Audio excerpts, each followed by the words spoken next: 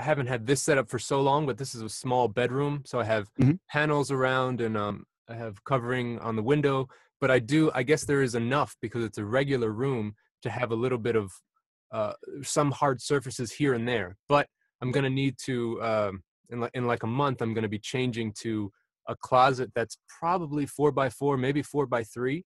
So it's really Mm. interesting to hear that. So my thought was, I guess I just have to wrap it all up in all the foam I have.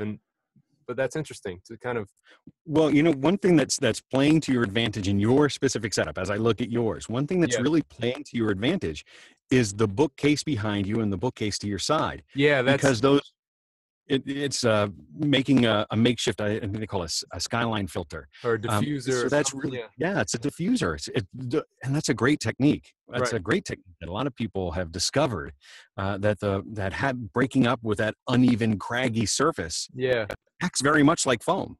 Acts right. very much like foam. Um, but it will make, but the other surfaces that you have around the window and the door, those will create reflections. So you've got a balancing act between, do you need more foam? Do you need more? But then as the room gets smaller, Mm-hmm. dimensionally smaller, 4x3, Yeah, I'm thinking this is, that would be this wide here for four right. by three. Um, that's when you get boxiness, and that's when you get those standing waves that are right in your vocal range that Mm-hmm. you'll have to. It usually means the smaller the booth, my experience so far, the smaller the booth, the more treatment it needs. You Right. really need to have more and more as it gets smaller and smaller, because the problem frequencies move up into where especially the male voice range is. Right. And so I guess the idea wouldn't be to have one side of the wall or closet be untreated, but just less treated than the other.